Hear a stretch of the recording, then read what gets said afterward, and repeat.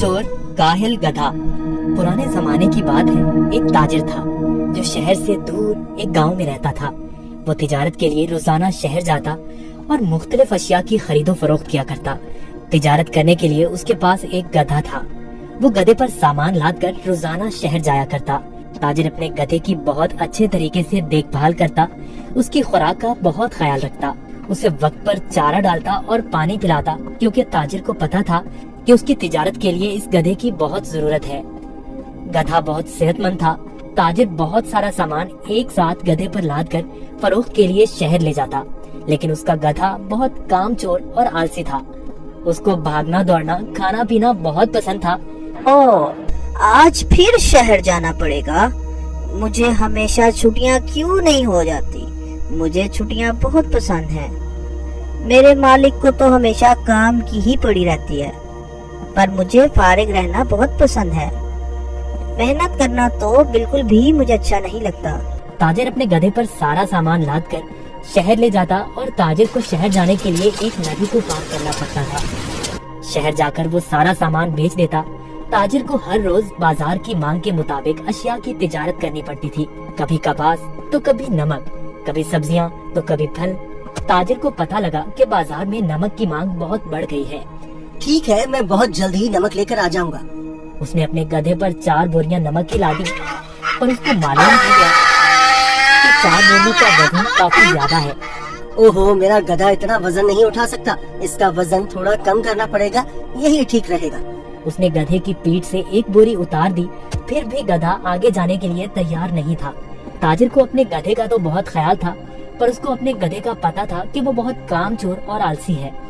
उसने एक छड़ी गधे की पीठ पर मारी और उसे बाजार ले जाने की कोशिश करने लगा।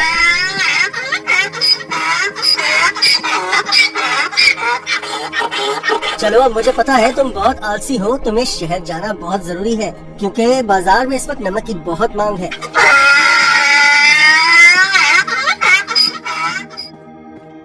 ताजिर ने सारा नमक फरोख्त कर दिया। ओहो, सच में बाजार में नमक की बहुत मांग है। ताजिर ने फिर रोज की तरह शहर में नमक फरोख्त करना शुरू कर दिया। गधे पर कभी 3 तो कभी 4 बोरियां लादकर बाजार जाना पड़ता था, जिसकी वजह से गधा नाखुश था। पर वापसी पर गधा बिल्कुल खाली आता और बहुत खुश होता। रोज की तरह ताजिर ने फिर से 4 बोरी गधे की पेट पर लादी और शहर की तरफ निकल पड़ा। जब वो नदी के पास पहुंचा तो उसे पानी ज्यादा नजर आया। हमें बहुत ध्यान से आहिस्ता आहिस्ता चलना होगा ताकि हम पानी में कहीं गिर न जाए। जैसे ही उन्होंने आधी नदी पार की, अचानक गधे का पाँव एक बड़े पत्थर से लगा और गधा फिसल गया और पानी में बैठ गया। ओहो, तुमने ये क्या किया? बोरियां तो अभी भी मेरी पीठ पर हैं, लेकिन मुझे इतना वजन महसूस नहीं हो रहा। ये एक जादुई नदी है। गधा इस बात से हैरान था कि नदी में फिसलने की वजह से उन बोरियों का सारा नमक नदी में घुल गया था और बोरियों में से नमक खत्म हो चुका था। इसकी वजह से गधे को वजन महसूस नहीं हो रहा था, क्योंकि बोरियों में नमक बचा ही नहीं था, सब खत्म हो चुका था। ओहो, मेरी सारी मेहनत जाया हो गई। अब मैं शहर जाकर क्या करूँगा? सारा नमक तो बह गया है। शुक्र है खुदा का, मेरा गधा दोस्त सही सलामत है। गधे को कुछ नहीं हुआ। अब शहर जाने का कोई फायदा नहीं, मुझे अब घर जाना चाहिए।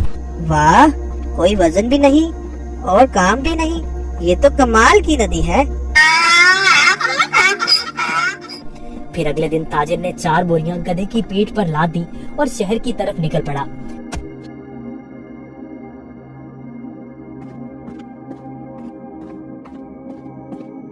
आहा, कल का दिन कितना अच्छा था। कोई काम भी नहीं करना पड़ा था। आज मुझे फिर काम करना पड़ रहा है। ठीक है, आज फिर से मैं आलसीपन दिखाता हूँ और अपना वजन कम करता हूँ। फिर तो मैं नदी से ही घर वापस जा सकता हूँ, कल की तरह। वो एक जादुई नदी है जो मेरा वजन कम कर देती है। वो कल की तरह आज भी मेरी मदद करेगी। ताजिर उस दिन गधे की चालाकी से बिल्कुल बेखबर था। रोज की तरह ताजिर अपने गधे के साथ इस नदी के पास पहुंचा तो गधा ताजिर से पहले ही इस नदी की तरफ जाने लगा। ताजिर ने उसे रोका। रुको रुको, गधा फिर से नदी में फिसल गया जहाँ वो पहली बार फिसला था। ओहो, तुमने क्या किया? काहे गधे, जल्दी से बाहर आओ। लेकिन बहुत देर हो चुकी थी। बोरियों का सारा नमक नदी में घुल गया। गधे को अब कोई वजन महसूस नहीं हो रहा था। वाह, ये हुई ना बात। कोई वजन भी नहीं और काम भी नहीं। ये दोबारा कैसे? जरा सोचता हूँ, ये जानबूझकर मेरे साथ कहीं चालाकी तो नहीं कर रहा। ओ काहिल गधे, मैंने तुम्हारा इतना ख्याल रखा और तुमने मेरे साथ क्या किया? इसे घर वापस ले जाता हूँ। मुझे पता है, अब देखो मैं तुम्हें कैसे सबक सिखाता हूँ। गधे ने सोचा, मैंने काम चोरी का ये अच्छा तरीका ढूंढा है, पर ताजिर का तो आज कुछ और ही जहन था। अगले रोज ताजिर ने गधे की पीठ पर 6 बोरियां रुई की लाद दी, लेकिन गधे को थोड़ा सा भी वजन महसूस न हुआ। ओहो, इतनी ज्यादा बोरियां? कोई मसला ही नहीं। शहर तक जाना किसने है? इस जादुई नदी तक तो जाना है बस। और वो शहर की तरफ जाने लगे। जब वो नदी के पास पहुँचे तो अचानक से गधा नदी पार करने लगा और उसी जगह पर फिसला जहाँ वो पहले फिसलता था। ताजिर बाहर खड़ा होकर ये सब मंजर देख रहा था। ओहो, ये मेरी पीठ पर इतना वजन कहाँ से आ गया?